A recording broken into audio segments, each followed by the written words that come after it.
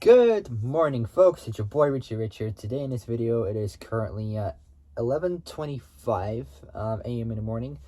Today I am going to be quickly trying to. I'm gonna try to do this video real quick. Today in this video, I'm still doing information on the Dodge Viper. Today I am on my favorite one, and it's this. Here it is. And this is actually also my dream Viper and my favorite Dodge Viper of the Viper generation. This is the third gen Dodge Viper SRT GTS VX1. So SRT GTS VX1 edition. So this is the third generation from 2013 to 2017. Dodge Viper VX1 SRT GTS. So hopefully I could try get this done today. And I also got like the European market, the special variants, and then I also got the what else have I got? A lot for the let's see. So I got a lot more for the special variants, the Viper based vehicles. I've got not that much on there. And concept vehicles, yeah, not that much as well, but a little bit more, but still not much. And then I got media, and then I've got also motorsport to do for that. And then afterwards, last but certainly not least, the official lap records.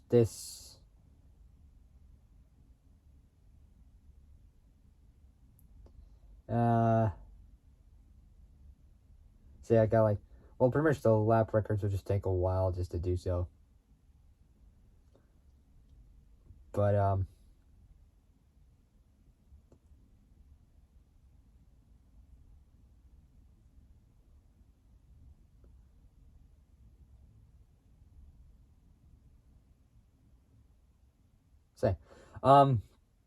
hopefully I could get this done today. But before I start, make sure you guys like this video, subscribe, comment down below what you guys think, hit that notification bell, and hit all so you're alerted of when I make new uploads. And yep, I even had a shower. Check it out. Looking fresh. Dope. Alright. So, without any further ado, let's get started. So, the third generation Viper VX1 2013 to 2017. Here we go. So before I start, like the video, subscribe, comment down below what you guys think, hit that notification bell, and hit all so you are alerted of when I make new uploads. Alright. Let's get the show on the road. Here we go. So, the third generation Dodge Viper VX1 2013-2017. Here we go. So here we go. At a dealer conference on September 14th, so yeah, September 14th, 2010, so that was like 3 months before my birthday. That was before I was like 5 years old, roughly. Yeah, we're almost 5 years old at that time. I was still 4 at that moment in 2010. So yeah, at a dealer conference on September 14th, 2010, that was before I turned 5, 3 months after that, on the 14th of December, 2010. So yeah, at a dealer conference on September 14th, 2010, so 2010, in Orlando, Florida, the then Chrysler Group and Fiat CEO Sergio Marchionne. Sergio is spelled Sergio, and then Marchionne, I think it's pronounced. I don't know. It's spelled March. So yeah, Marchione was reported to have concluded his remarks by unveiling a rolling 2012 Dodge Viper prototype. The Viper was also on display for one night only in Salt Lake City in Utah. At the 11th Viper Owners Invitational, Viper Owners Viper Owners Invitational, or VOI, 11 from September 30th, 2010 to October 3rd. So from September 30th, 2010 to October 3rd, 2010. So at that time, September 30th, that was 2 months and 3 years before Paul Walker passed away. So may rest in peace, Paul. We miss you. All right. So yeah, from September 30th, 2010 to October 3rd, 2010. Ralph Gills was in attendance and gathered feedback from potential I can't even talk, potential customers. Potential customers about the exterior design of the car. The Generation 5, or the Gen 5 badge, was unveiled, as well as at the event of each dining table in the hall. In autumn of 2011, or fall, Ralph Gills, I think that's how you say it. I can't really pronounce it, or can't really say it well. It's spelled Gilles. Announced that the next generation of the Viper would debut at the New York Auto Show in April 2012. The 2013 SRT Viper was unveiled at the 2012 New York Auto Show.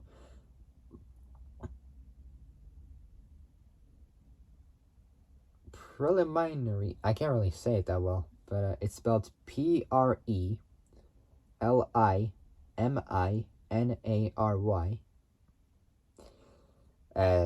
Now I'm gonna have to do some translating.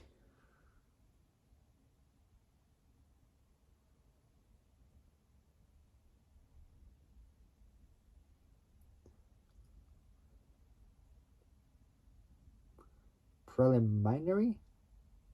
I think? I don't know. Let's hear it. Preliminary. There we go. Preliminary specifications include the following: a all aluminum or aluminium 8.4 liter 511.5 cubic inch naturally aspirated. So an all aluminum 8.4 liter, so instead of the 8.3 liter, it's 8.4 liter 511.5 cubic inch naturally aspirated V10 engine rated at 477 kilowatts, 649 PS, 640 horsepower. Actually, you know, for this, I'm actually just going to say the horsepower configuration, because with the kilowatts and PS, it's just going to take forever. But if I said a horsepower, if you guys want, you can search that horsepower up in kilowatts, and then you can like search the same horsepower in PS, and you can see like for which one it is, because for the information it would have it already on there. So yeah, an all aluminum or aluminium 8.4 liter 511.5 cubic inch naturally aspirated Chrysler, I think, V10 engine rated at 640 horsepower at 6,150 RPM and 813 newton meters, 600 pound-feet of torque at 4,950 RPMs, almost 5,000 RPMs. That's good. That's really good. Tremec TR6060 six-speed manual transmission. So 6-speed manual with a final drive ratio of 3.55. 50% improvement in torsional stiffness over the previous model. ESC, which is electronic stability control, traction control, four-channel ABS system or anti-lock braking system, carbon fiber and aluminum or aluminium skin, which is also with magnesium, with 0.364 CD, which is a coefficient drag or a drag coefficient. Pirelli P0 Z-rated or Z-rated tires. 4-piston Brembo brakes with fixed aluminum or aluminium calipers with vented 355 by 32 millimeter diameter rotors or discs. 20 millimeter lower seating position. 7-inch full. So yes, 20 millimeter lower seating position. So position 7-inch full color customizable instrument cluster. Uconnect RA3 or RA4 access in vehicle connectivity system with optional Sirius. I think that's how I said it. How you say it. I don't know, but it's spelled SIRIUS XM Travel Link and a Harman Cardon. So Harman is spelled HARMAN. Cardon is spelled KARDON audio system. It's even got by xenon projector headlights with white light emitting diode, LED for short, daytime running lights, and LED turn signals, LED tail lights with integrated stop and turn illumination, and snakeskin texture lenses, and a maximum speed of 332 kilometers an hour, 206 miles an hour, and a 0 to 100 kilometer an hour, 0 to 60 mile an hour acceleration time of just 3.5 seconds. The only notable change for the 2014 model year was the addition of a third traction control. So a third traction control. So addition of a third traction control mode for improved performance during rain. So when it rains, there's like a third traction control system. There's a third traction control system for the car if it rains. It will depend on like the weather conditions. Sales of the Viper for 2013 and 2014 were poor. In October 2013, production was reduced by 1/3, which is 33.3%, due to low sales. So both low sales and growing inventory. In April 2014, production ceased for over 2 months during the slow sales. Dodge addressed the issue by reducing the price of unsold 2014 models by $15,000. $15,000. What?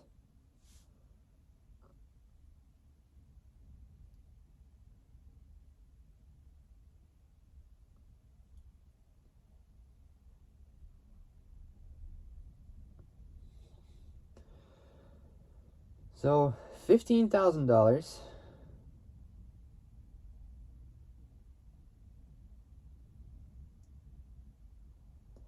As like 13,779, almost like 13,780 euros, and in the UK that's around 11,803 quid. So well, rounded up is like 11,800 quid. And announced, so yeah, by $15,000, and announced the 2015 models would carry the new lower price tag. In 2015, the SRT Viper was renamed the Dodge Viper, and the engine received an extra 5 horsepower, raising the maximum power output to 481 kilowatts. 481 kilowatts, that's a lot of power. So an extra 5 horsepower, that's around 3.728 kilowatts. And like 5.069 PS. So raising the maximum power output to 481 kilowatts.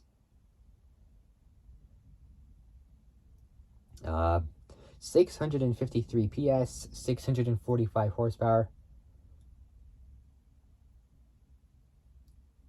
So I had to do it. I had no choice. But if you guys, like I said, if you want to like check out the horsepower configurations for the horsepower in kilowatts, so kW and PS, you could check it out for the actual horsepower configurations for those units for kilowatts and PS, from horsepower to kilowatts and PS, if you want to check those configurations out. So in 2015, the SRT Viper was renamed the Dodge Viper, and the engine received an extra 5 horsepower, raising the maximum power output to 645 horsepower, which is the same horsepower as the ACR version of that car. So 645 horsepower. There is also an improved highway fuel economy of 20 miles per gallon, which doesn't sound much, but it's a decent amount.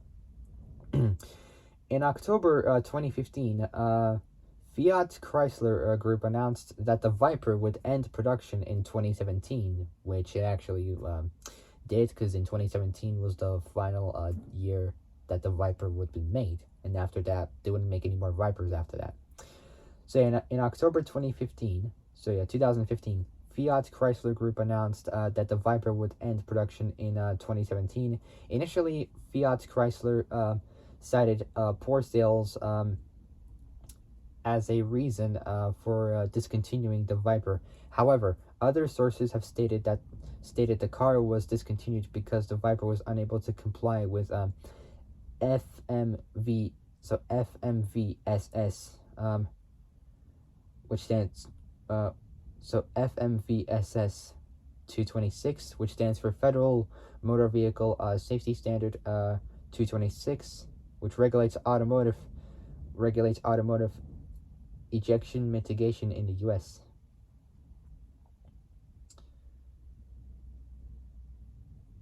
So yeah, like all other federal motor vehicle safety standards, FMVSS 226 is administered by the United States Department of United States Department of Transportation's National Highway Traffic Safety Administration. The standards the standard establishes requirements for ejection mitigation systems to reduce the likelihood of complete and partial ejections of vehicle occupants through side windows during rollovers or side impact events. The standard applies to the side windows next to the first 3 rows of seats and to a portion of the cargo area behind the first and second rows. In motor vehicles with a gross vehicle weight rating, which is GVWR, GVWR stands for gross vehicle weight rating, of 4,500 kilos, which is 10,000 pounds or less, except walk-in vans, modified roof vehicles, and convertibles. Many muscle car insiders believe this standard led to the demise of the Dodge Viper. So yeah, FMV. So yeah, initially Fiat Chrysler cited poor sales as a reason for discontinuing the Viper. However, other sources have stated the car was discontinued because the Viper was unable to comply with FMVSS 226 safety regulations, which requires side curtain airbags. In July 2017, Fiat Chrysler announced they would be permanently closing the Connor assembly plants on August 31st, 2017. Next up is the European market. The SR1 and SR2 Viper were exported to Europe and sold as a Chrysler Viper. The ZB1 Viper, the SR1 and SR2 Viper were exported to Europe and sold as a Chrysler Viper, but they know it as the Dodge Viper anyway. The ZB1 Viper was sold in Europe during 2005 and 2006. It was the first model to be sold as a Dodge as part of Chrysler's new sales strategy for the European market. In the UK, it's referred to as a Viper, but was sold as the Dodge SRT10, as the Viper name is a registered trademark in the UK. Now we got special variants. For road packages, we got the Viper ACR SR2. Here we go. The American Club Racing ACR, which is for the Viper, hence the name Viper ACR. So the American Club Racing ACR for short variant was first introduced as a package on the 1999 Viper GTS phrase SR2. So SR2.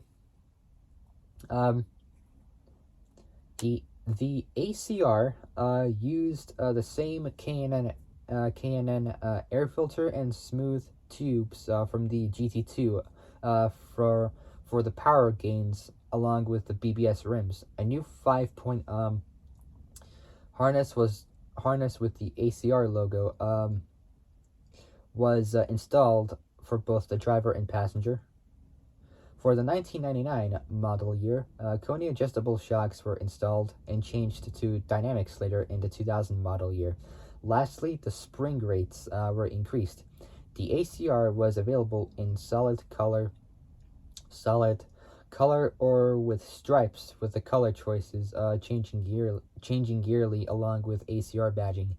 The ACR came standard with air conditioning and radio deleted, but could be added back in as a $10,000 option.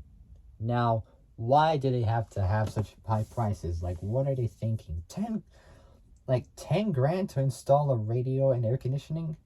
Hell no. There's no way I'm gonna pay 10 grand to, if I have to get this car, there's no way I'll pay 10 grand to install a stereo and air conditioning. What? That, I mean, it will be good, but not at that kind of price. What? No way. No, no, no, no, no, no, no, no. I'll think twice if I were you with the price. Dodge. I'll think twice about the price if I were you. Anyways, let's move on. So next up we got is the ZB2. Here we go. There's a little bit more. And then next up is my favorite one. But let's get this one done. So the ACR made a comeback to the Viper lineup after the 2008 model year. Its upgrades were more drastic than the original, including street legal racing tires, which is Michelin Pilot Sports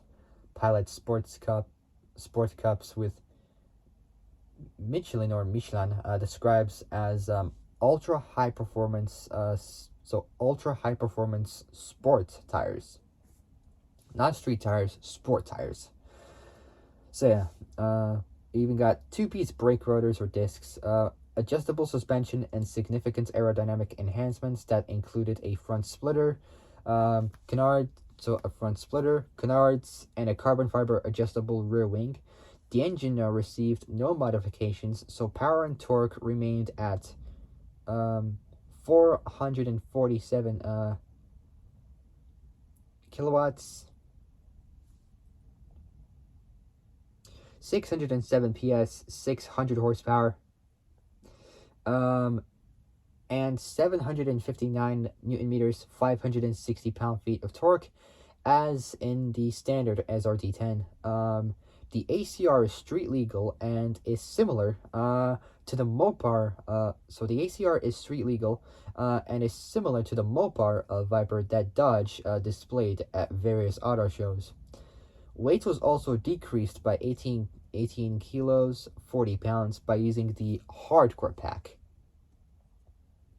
That deletes the air conditioning, radio, speakers,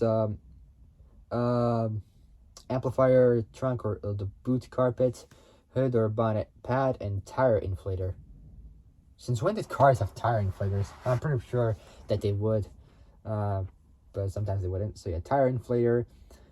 Its aerodynamic upgrades produce up to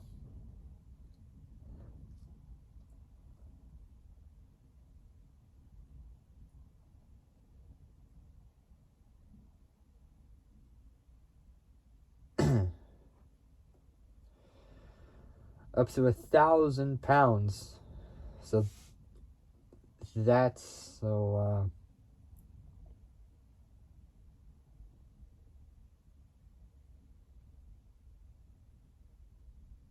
up to 453 kilos, 1,000 pounds of downforce at 241 kilometers an hour, 150 miles an hour, or roughly 10 times the downforce the standard Viper SRT10 can produce at the same speed.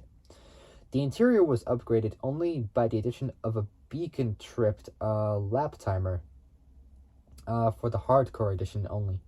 The Viper ACR was built alongside the standard SRT10 at the Conner Avenue plant in Detroit. The aerodynamic components were produced by PCC Plazan, I think. I can't really pronounce that, but it's spelled Plasan. Plazan. So The aerodynamic components were produced by PCC, plays in the carbon composites, so plays in carbon composites, and assembled to the vehicle by Prefix Corporation, located in Rochester Hills, Michigan, on September 14th. So September 14th, 2011, on the Nürburgring Nordschleife, a 2010 Dodge Viper SRT10 ACR completed the fastest production. The sixth fastest production street legal car lap ever recorded, with a 7 minutes and 12.13 second elapsed time. Chrysler's press release. Chrysler's press release. Chrysler's press release claimed a new production car lap record, although three faster laps had been recorded more than 2 years earlier.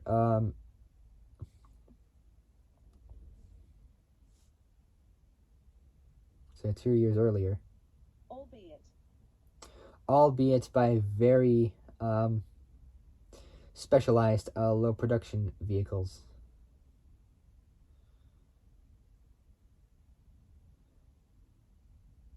So yeah, next up we got my favorite one, the 2016 Dodge Viper ACR, the VX1 edition. Here it is. It's like the standard Viper, but this is the ACR edition. As a reference to the original Viper ACR. This one's like, it got the same engine as the original 2013 GTS Viper SRT, 8.4 liter naturally aspirated V10, but it's got an extra 5 more horsepower. It's got these crazy body panels, like front splitter, rear wing, for like extra like downforce and all that stuff. But the rear wing these days will just like add drag to the car. Anyways, VX1, here we go. At SEMA 2014, Dodge presented a Viper ACR concept car based on the new VX1 platform. After many rumors and speculations, the car was eventually introduced in 2015 for the 2016 model year. The base price of the 2016 ACR was $121,000.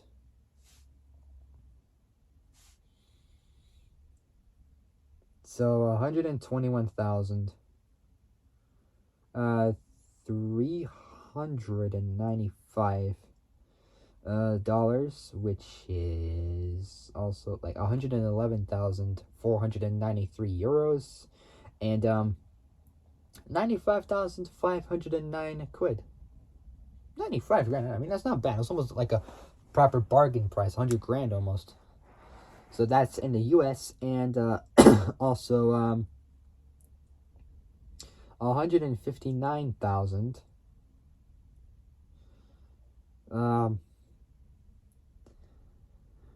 995 Canadian dollars.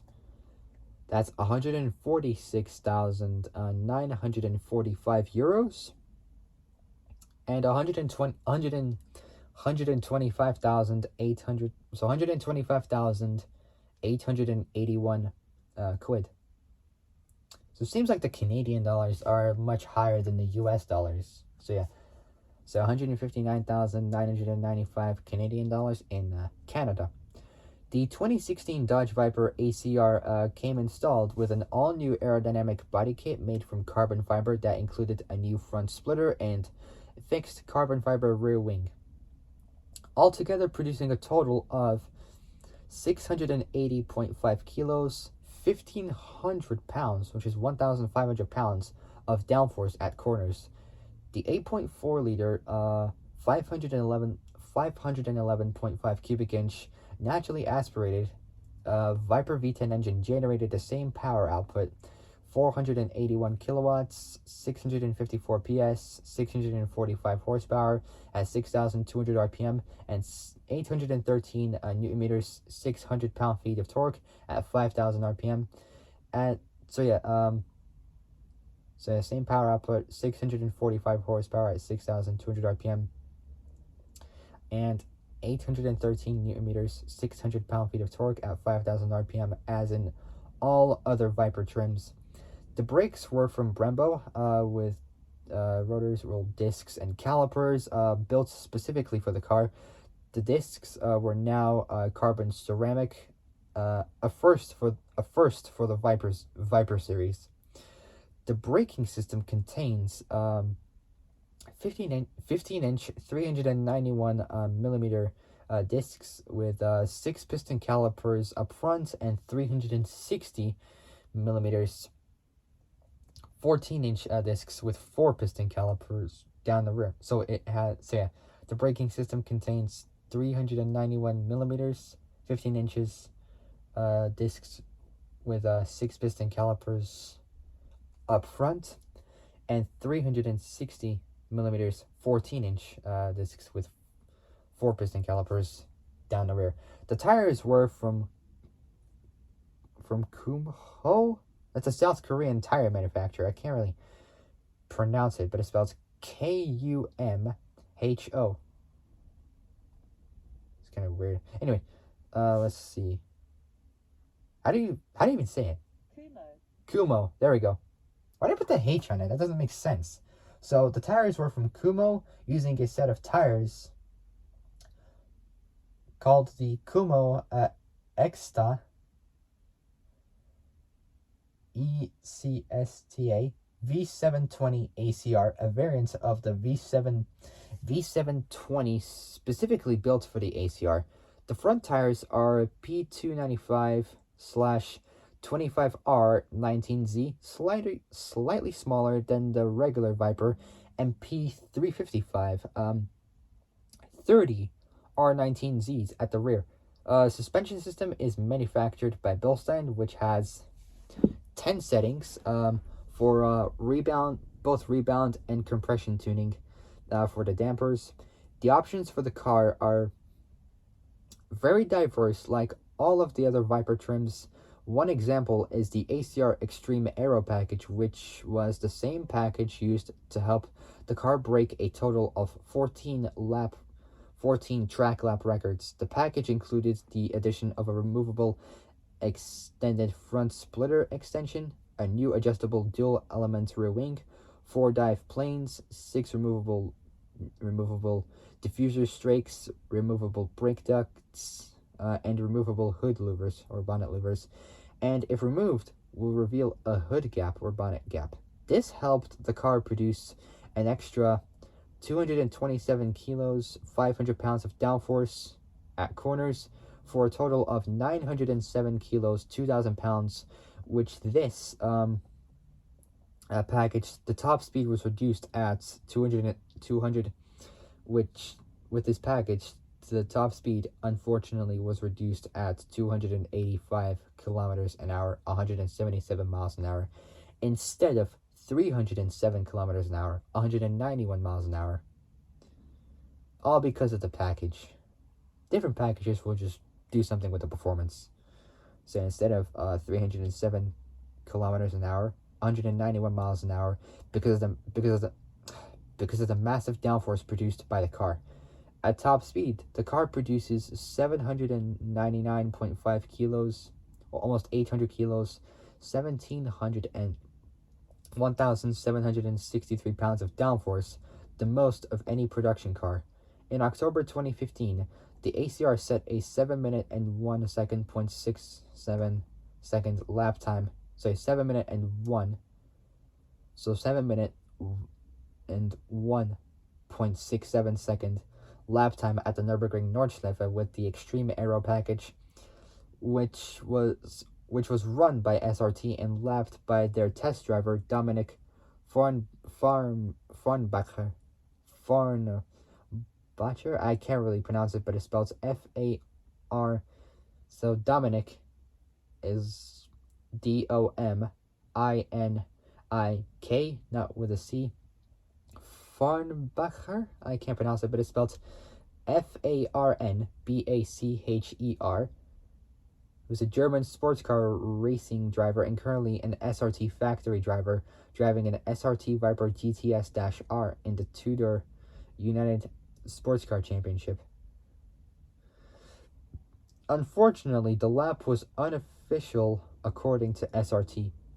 A crowdfund attempt started by volunteer Res Oasis in 2017 on the GoFundMe funding platform began collecting funds to reclaim the lap record on the Nürburgring Nordschleife. Crowdfunding ended up being as high as $198,000.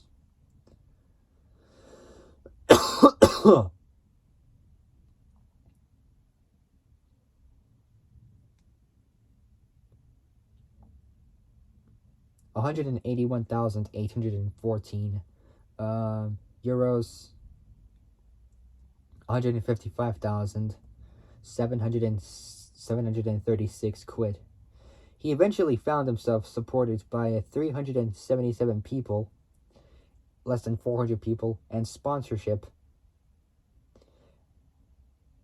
and assistance from Kumo Tire, which is a tire supplier, Prefix Performance, formerly known as Aero Performance, logistics and parts supplier, Viper Exchange, car loaners, and Fox Pro Films, the lap filming, like they filmed the lap times and all that stuff. SRT test driver, racing driver, and former Nürburgring record holder Dominic Farnbacher. I can't pronounce it still, but it's spelled F-A-R-A. So F-A-R-N-B-A-C-H-E-R. Returned to the track to help the group retake the record. Racing drivers Lucas Stolz, S-T-O-L-Z, Mario Farnbacher, F-A-R-N-B-A-C-H-E-R, and Lance David Arnold came in as well. Their target was the second position car in street legal vehicles.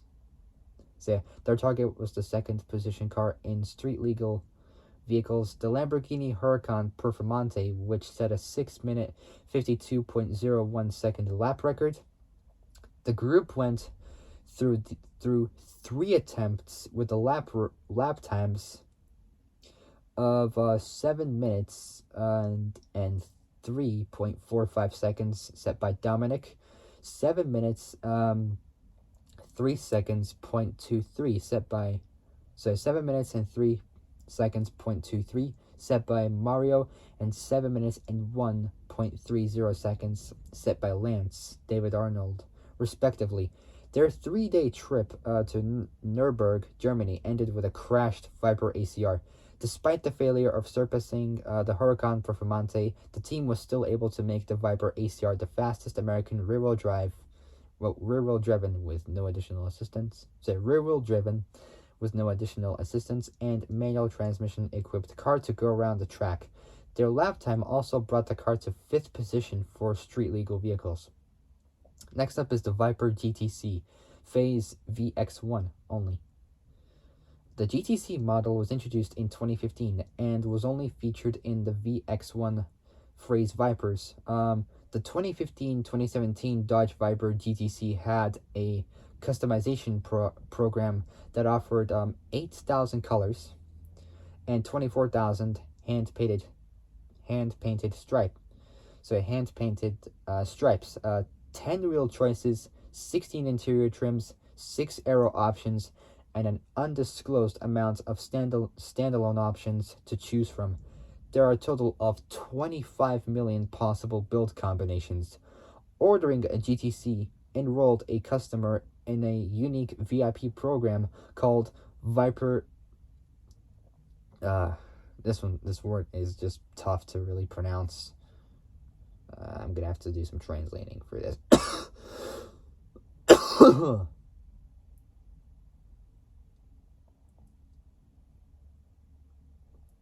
So called Viper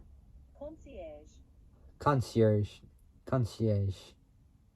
called Viper Concierge, according to Dodge, offers an exclusive point of contact throughout the custom Viper build process.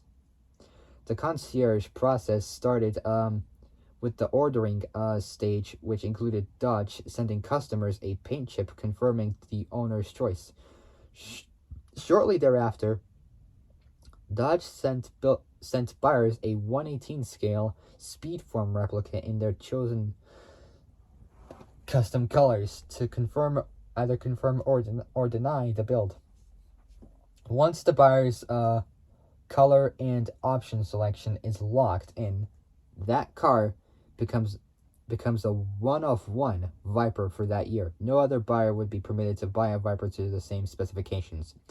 Next up is Viper TA Phase VX1 only. You guys probably know what TA is. I'll tell you right now. The TA, which is Time Attack model, was introduced in 2013 and was only featured in the VX1 phase Vipers. The TA model had two variants, 1.0 and 2.0. Say 1.0 and 2.0. Each variant different from the other. The number of 2015-2017 TA package 1.0 and 2.0 cars produced is unknown, but the numbers are relatively low. To add to the confusion, the full TA 1.0 and 2.0 package could be added to the GTC one-of-one configuration. Also, besides the original run of 2014 TA 1.1, with the production number being started as XX/33 or XX/93 for the orange TA 1.0. The TAs built from 2015 to 2017 were numbered in sequence. For example, number 11 was built in 2015 and number 22 in 2016. The 1.0 was sold by SRT, and was made as a small enhancement for the Viper GTS. Power stays the same as the standard car, 645 horsepower at 481 kilowatts, 654 PS, 645 horsepower, and 813 newton meters, 600 pound-feet of torque, but the top speed drops to 311 kilometers an hour, 193 miles an hour, because of the car's aerodynamic additions. It has the same top speed as an R35 GTR, 193 miles an hour. It's not bad, but still decreased. It's just a shame because of those aerodynamics.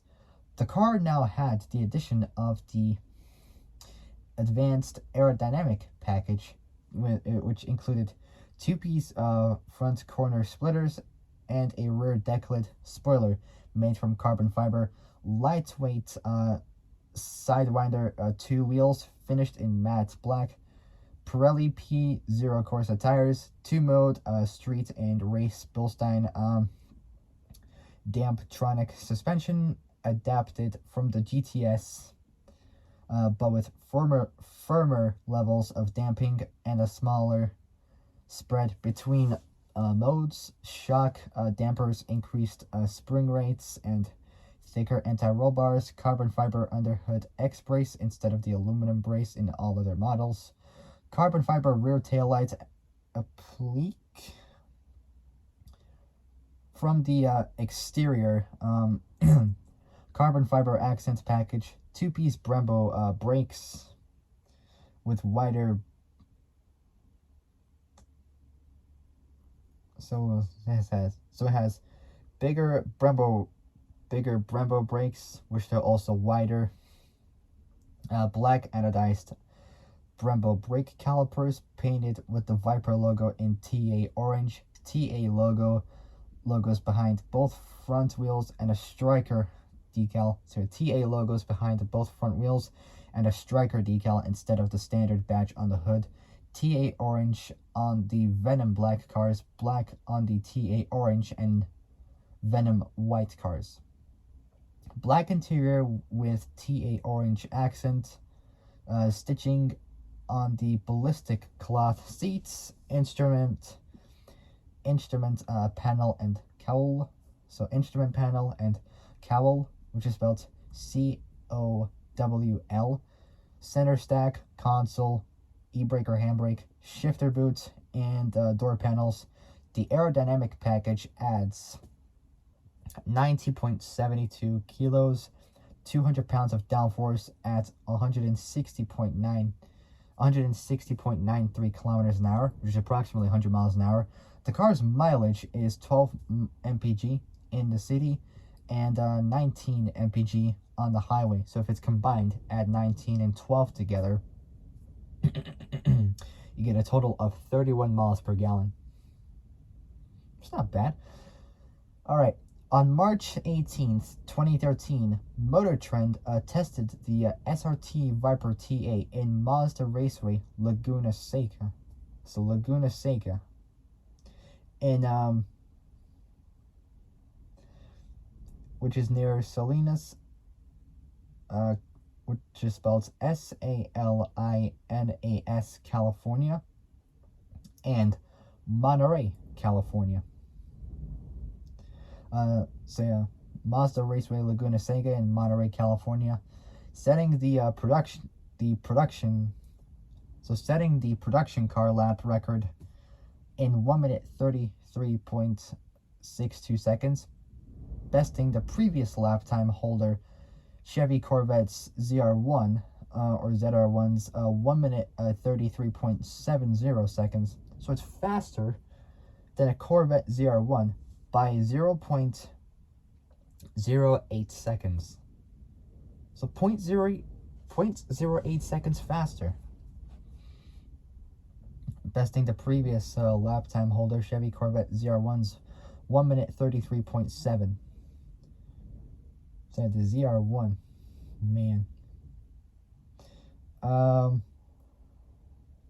Even with the release of the TA 2.0, the 1.0 was still available as a package.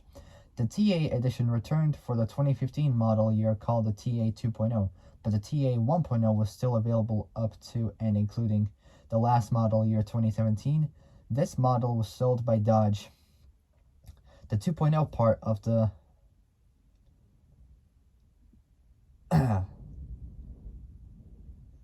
so the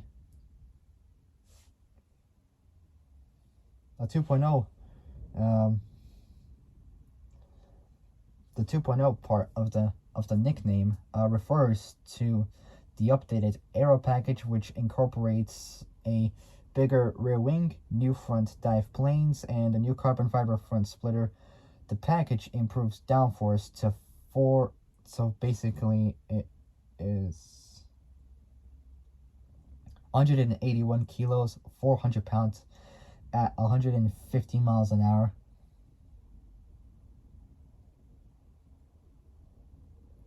241 kilometers an hour, 150 miles an hour, versus the 2014 Viper TA's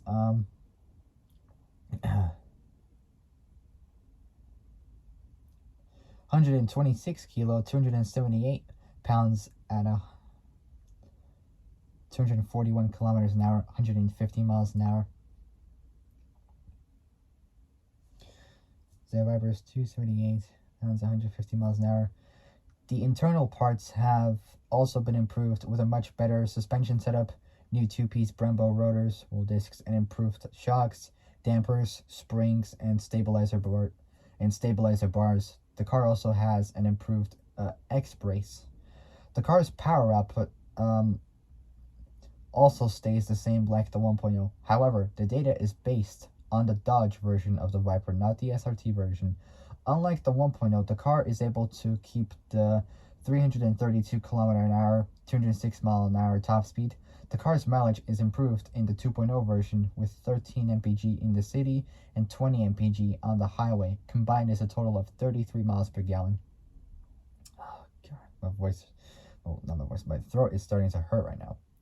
Next up is the GT2 Championship Edition. In 1998, the GT2 Champion Edition was introduced. So the GT2 Champion Edition was introduced with the FIA GT2 team and Driver Series wins in October 1997.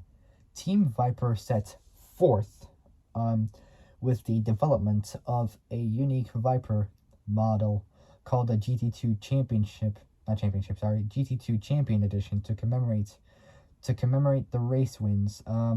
Contrary to popular belief, the GT2 Champion Edition was not built to meet any homologation efforts, as the race car came first. Only 100 were made. The team started working on the concept in November 1997, with design concept approved in January 1998. Prototype parts in February 1998. Pricing approval of $85,200, which is, if I do the configurations for this, so $85,200, €78,204, and that's also 66,963 quid in April 1998. So it was 2 months. And production from June 16th to July 7th, 1998. The vehicles were the first to be built in VIN, vehicle identification number, sequential order, with the first having 0001 as its last three. So its last three on the VIN, and the last being 100. The GT2's exterior is best known for its white with blue stripes paint. That's like a proper color scheme. Large rear wing, front dive planes and splitters, side sills, American flag, BBS wheels or rims, and GTS-R badging, which caused many to refer to the vehicle as the GTS-R. However, the GTS-R was the race version of the Viper and not street legal. The GT2 also features a Orica 5-point racing harness and a center dash plate with the vehicle's unique production number. Production increased by 10 extra horsepower to 343 kilowatts.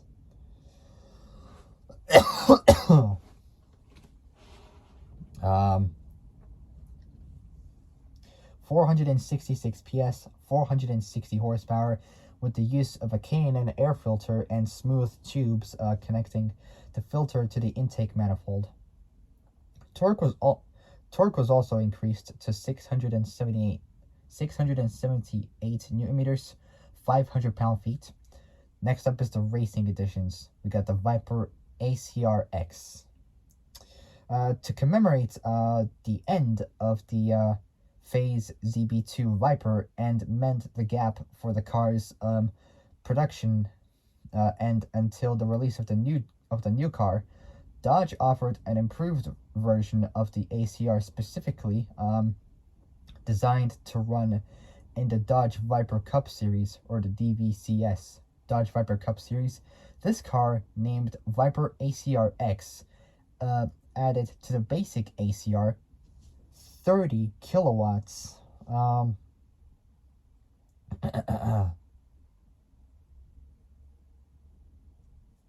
So 30 kilowatts, 40 PS, 40 horsepower. So yeah, 30 kilowatts, 40 PS, 40 horsepower. A new set of downforce enhancing front canards, long tube headers from American Racing Headers, and new materials that, along with a stripped interior, reduced weight to 1,497 kilos, almost 1,500 kilos in total. 3,300 pounds. It's a purpose-built race car and is not street legal. According to Dodge, the car beats the regular record-holding ACR around Mazda Raceway Laguna Seca in Monterey, California. Say Mazda Raceway Laguna Seca in Monterey, California, by about 3 seconds. So 1 minute 33.9 to 1 minute 34 seconds. Price increased by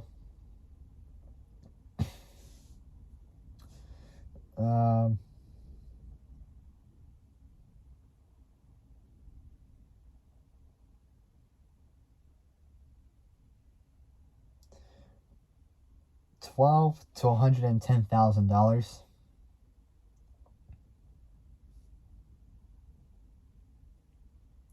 11.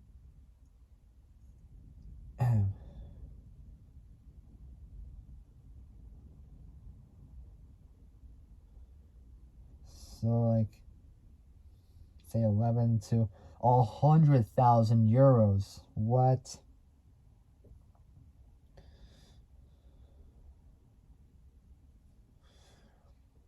And that's around,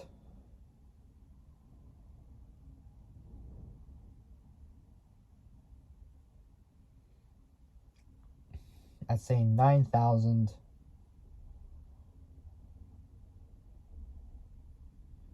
to 86,500 dollars. I mean, pounds. Sorry. 86,500 pounds. Production was planned for the spring of 2010. In February 2012, the Viper ACR X posted a lap time of 7 minutes and 3 seconds, 0.058 around the Nürburgring Nordschleife, which is more than 9 seconds faster, almost 10 seconds faster, than the regular Viper ACR upon which it's based.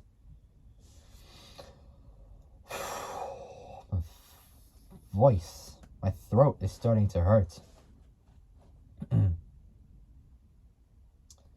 Next up we got is the Viper based vehicles. First off is the Alfa Romeo Zagato TZ3 Stradale, which is this one right here. I'll show you. Here it is. This is the car. And this one actually looks pretty good. It looks brilliant.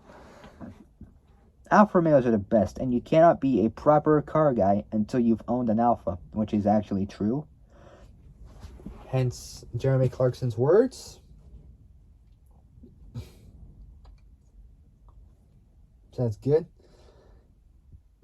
Then this one, the Bristol Fighter.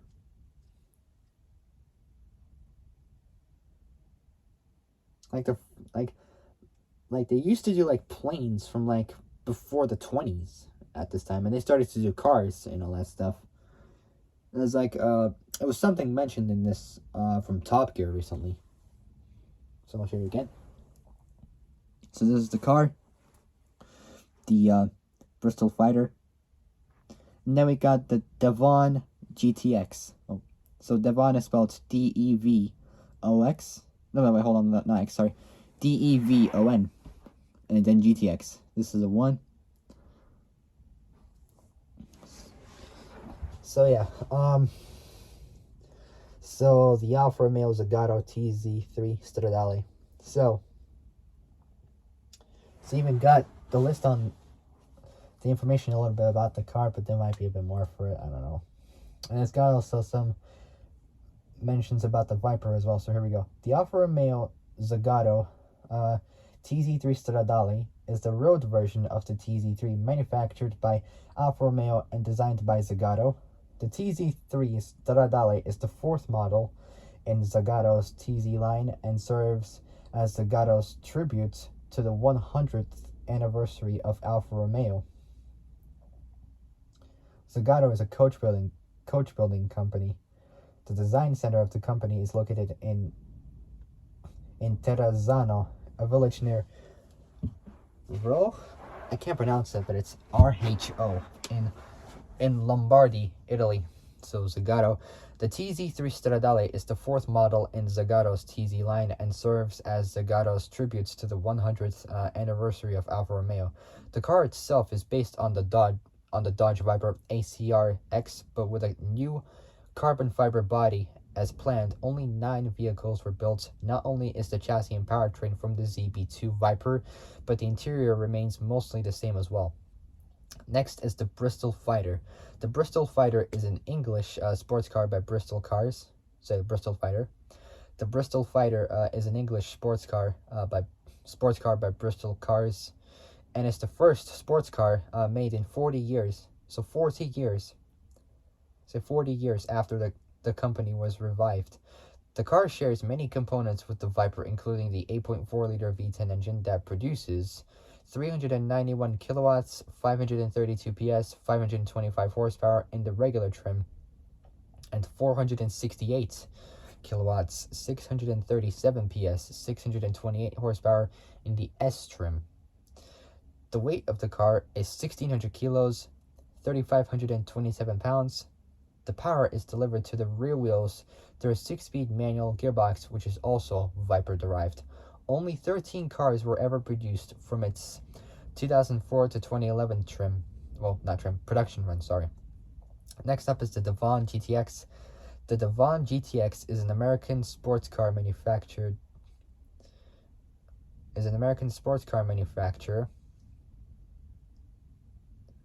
It says manufactured by Devon Motorworks, which was intended to enter production, but was denied by Chrysler since it didn't reach the construction goal of $10 million, which meant the car remained as a concept. The GTX is based almost entirely on the Viper.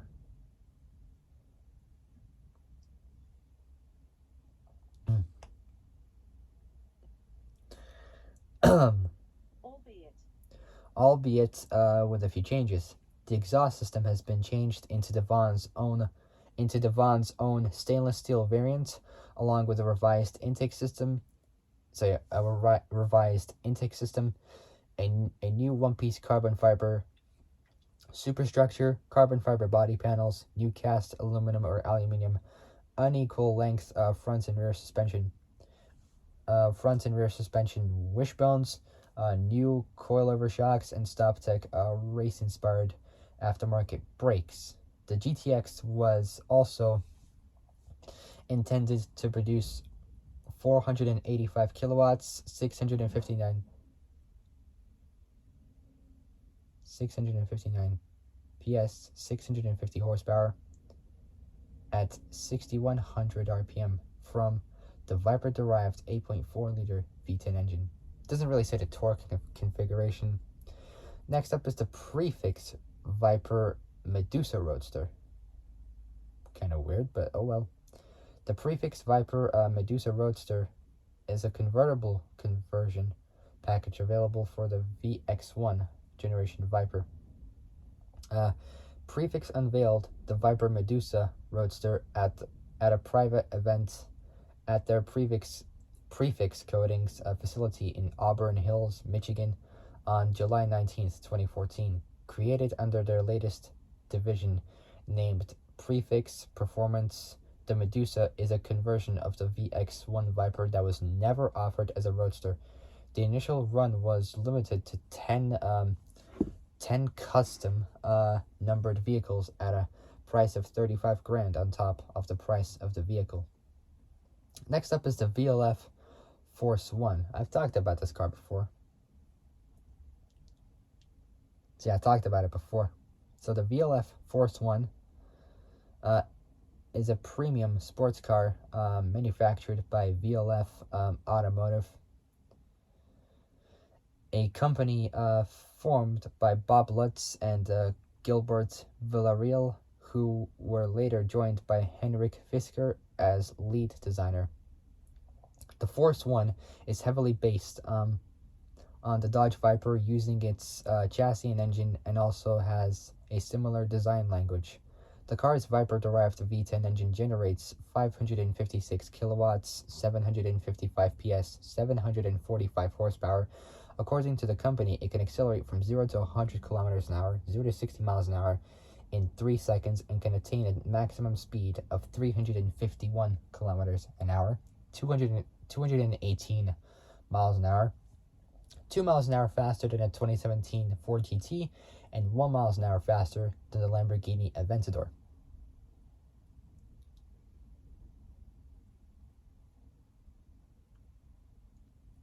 Now we got concept vehicles, but before we do, that VLF Force 1 I once talked about, that was around, when was that? 13 days ago, so almost 2 weeks ago.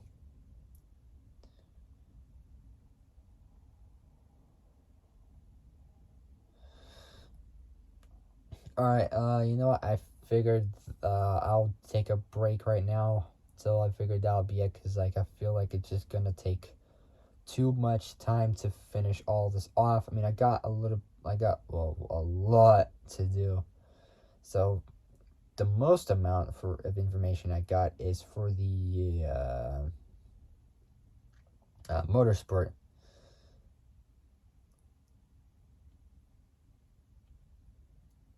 Oh my god! So I got a lot for this. So I'm currently on concept vehicles. So this is what I'm on. So concept vehicles I'm on at the moment. So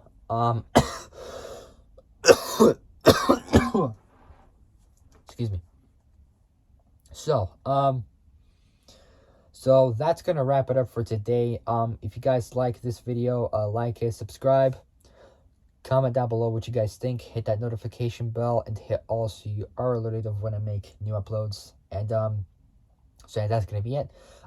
So for my next video, it's gonna be like the finale for the Viper. I was gonna do it today, but it turns out it's gonna take forever for me to finish it off. So I figured I'm gonna wait till the next day. I'll try to do it tomorrow. Yeah, I'll try to do it tomorrow if I got the time. So I'm on concept vehicles, and after that I got media, motorsports, and official lap records. So yeah, official lap records. So yeah, and then that'll pretty much be it for the Viper.